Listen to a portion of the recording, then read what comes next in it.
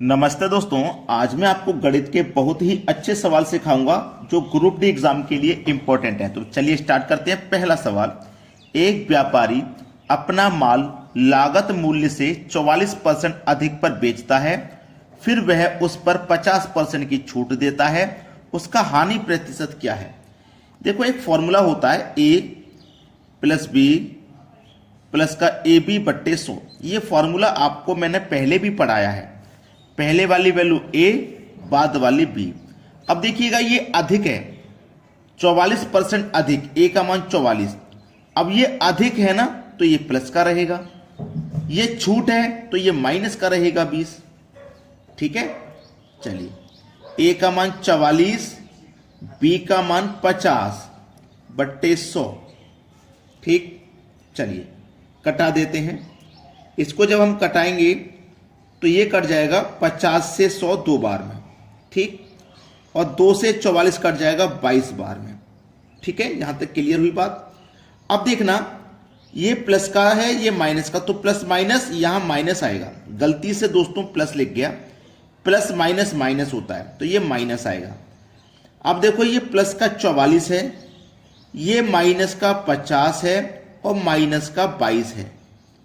तो माइनस का 50 माइनस का 22 मिलकर के माइनस का 72 हो जाएगा, और ये प्लस का 44। तो माइनस के 72 में से प्लस के 44 घटा देंगे। ठीक है, चलिए घटा दीजिए, 72 में से घटा दीजिए 44 को, तो इधर से हासिल ले लो। 12 में से 4 जाएगा तो 8, 6 बचा, 6 में से 4 जाएगा 2, कितना आ गया? 28%। 28% दिया गया है बी ऑप्शन में। यह सवाल का हो जाएगा बिल्कुल सही जवाब। सभी को प्रश्न अच्छे से समझ में आ गया?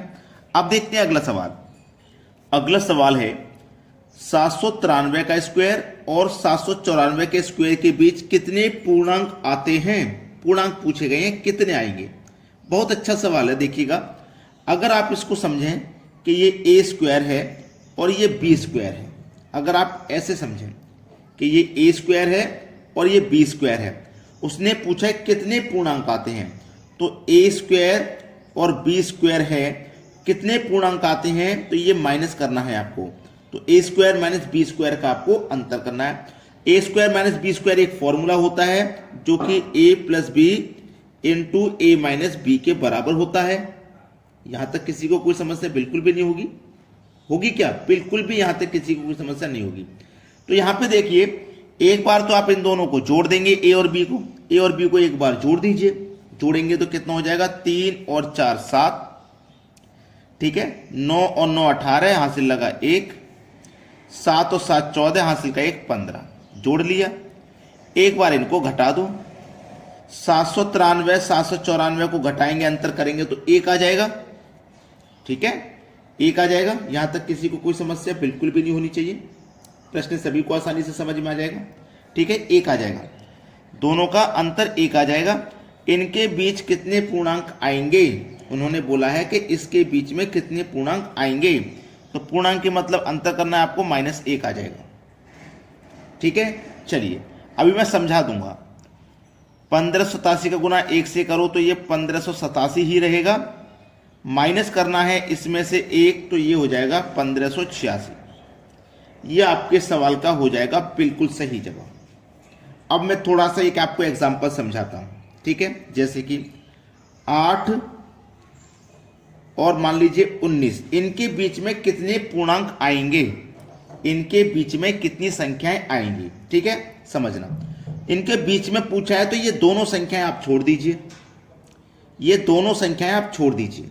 8 को भी छोड़ना पड़ेगा, 19 को भी छोड़ देंगे ना दोनों संख्याओं को।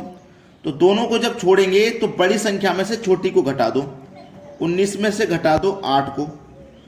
ठीक है, घटाने के बाद फिर लास्ट में 1 और घटा दो। इसके बीच में 10 संख्या हैं। अब 10 संख्या कैसे? 8 के बाद 9, 10, 11, 12, 13, 14, 15, 16, 17, 18, इनके बीच में है ना। तो 1 2 3 4 5 6 7 8 9 10, 10 संख्या है कि नहीं? तो हमने लास्ट में हम -1 किया था, दोनों का अंतर करके -1। ऐसे यहां पे दोनों का अंतर करके -1 हमने किया है। ठीक है, जिससे कि सही आंसर आ सके। वरना आप 1587 को ही कर देते, जो कि गलत होता। सही है ए ऑप्शन। चलिए अब देखते हैं अगला सवाल। अगला प्रश्न है, आज गुरुवार है तो 600 दिन पहले कौन सा दिन था? 600 दिन पहले तो क्या करेंगे आप, 600 दिन है ना, इसमें 7 से भाग करेंगे। ठीक है, 7 अट्ठे 56, 60 में से 56 कट गया तो 4 बचा, 60 में 56 कट गया 4 बचा, और एक जीरो यहां पे उतार लेंगे, ये वाला जीरो, 40 हो गया। 7 पंजे 35 कट गया, 40 में से 35 कट गया तो 5 बचा शेषफल, 5 शेष बचा। अब देखिएगा हमारे पास कौन सा दिन था? गुरुवार का दिन था, गुरुवार। अब देखो उसने 600 दिन पहले का पूछा, पहले का। जब पहले का पूछेगा ना तो ये जो 5 शेष बचा है इसको पहले की तरफ जोड़ेंगे, और बाद का पूछता तो जो दिया गया दिन से बाद की तरफ जोड़ते। समझ में आया ना बात? 1 2 3 4 5, 5 शेष बचा था, 5 जोड़ लो। गुरुवार से पहले बुधवार, बुधवार से पहले मंगलवार, मंगलवार से पहले सोमवार, सोमवार से पहले रविवार, और रविवार से पहले शनिवार। तो कौन सा दिन था भैया 600 दिन पहले?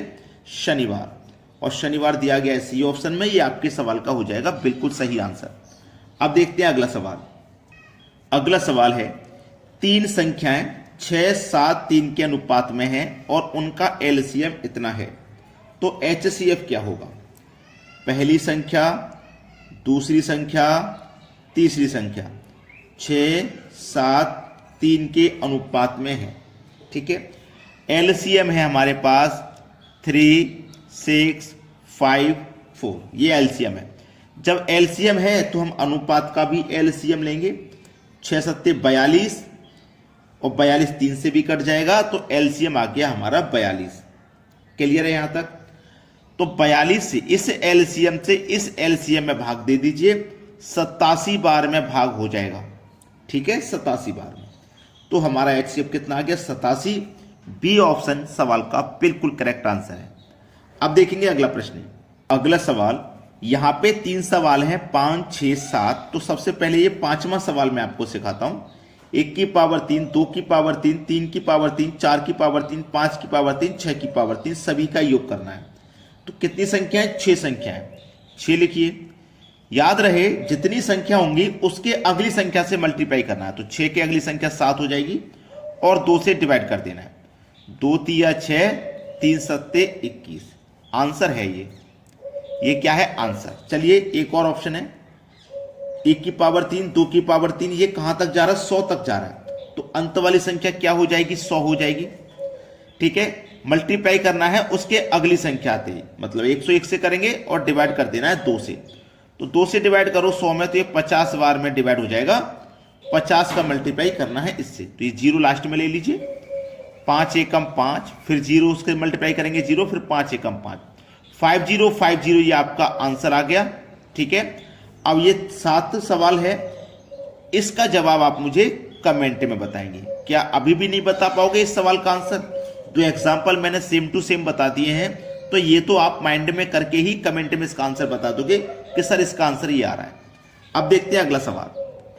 अगला सवाल है, जब 85 into 87 into 89 into 91 into 95 into 96 को 100 से भाग दें तो शेषफल क्या रहता है? अच्छा सवाल है ये।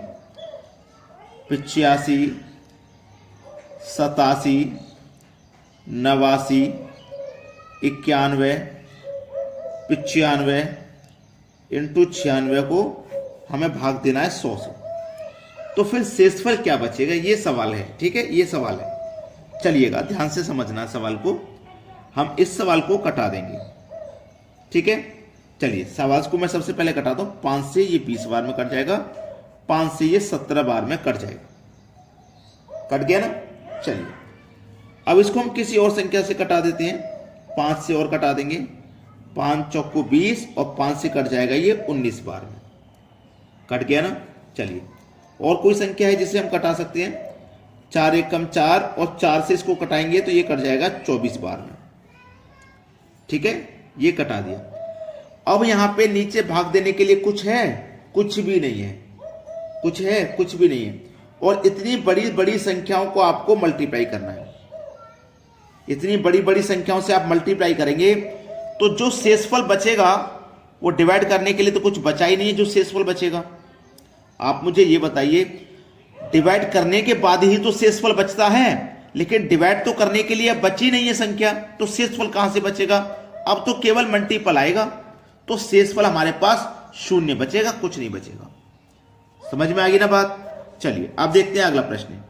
अगला सवाल, 32 की पावर 5 और 2 की पावर 27 किससे भाज्य है, किससे विभाजित होगी, ये बताना है। देखो, इस 32 को आप 2 की पावर 5 लिख सकते हैं। 32 होता है 2 की पावर 5 और इसके ऊपर पावर 5 प्लस ये है 2 की पावर 27। ऐसा हमने क्यों किया? क्योंकि हमको बेस समान लेना था, इसलिए किया। तो 2 लिखो, 5 की पावर 5 का मान 25 हो गया इधर, प्लस इधर 2 की पावर 27 है। अब क्या है, 2 की पावर 25 और इसमें भी 2 की पावर 25 शामिल है कि नहीं? तो 2 की पावर 25 तो कॉमन आ जाएगा। 2 की पावर 25 चला गया तो 1 बचा, 2 की पावर 25 चला गया तो 2 की पावर 2 बचा। ठीक है, 2 की पावर 25 इंटू 2 की पावर 2 का मान 4, उसमें जोड़ दो 1 हो जाएगा 5। ठीक है, अब ये किससे विभाजित है? तो ये जो 5 है ना, देखो किससे विभाजित होगा। आप कहोगे सर 5 तो यहां पे किसी से भी विभाजित नहीं होगा। नहीं होगा ना, कोई बात नहीं। इस 25 में से एक पावर इधर दे दो, 2 की पावर 24 बचा, एक पावर इधर दे देंगे, 1 2 को इधर दे देंगे। ठीक है, हमने से 1 2 इधर दे दिया, तो ये कितना हो गया, 2 की पावर 24 इंटू 5 दूनी 10। अब देखो इस 10 को कौन काट देगा? आप कहोगे सर 10 काट देगा, तो सी ऑप्शन सवाल का बिल्कुल सही जवाब है। अब देखेंगे अगला सवाल। अगला सवाल, 23 मिनट में घंटे की सुई द्वारा बना गया कोण है 23 मिनट में। देखो, सबसे पहले तो 12 घंटे की बात करेंगे। 12 आवर में बनता है 360 डिग्री का, तो 1 आवर में कितना बनेगा भैया? 1 आवर में बनेगा 30 डिग्री का कोण। 1 मिनट में फिर कितना बनेगा भैया? 1 मिनट में बनेगा 30/60 यानी कि 1/2 डिग्री का कोण।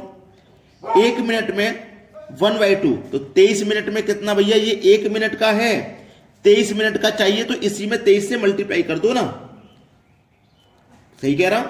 तो 23 का गुना 1 से करो, 23 बटे में 2, 2 से कटा दो भैया। जब 2 से कटाएंगे तो 11.5 बच जाएगा।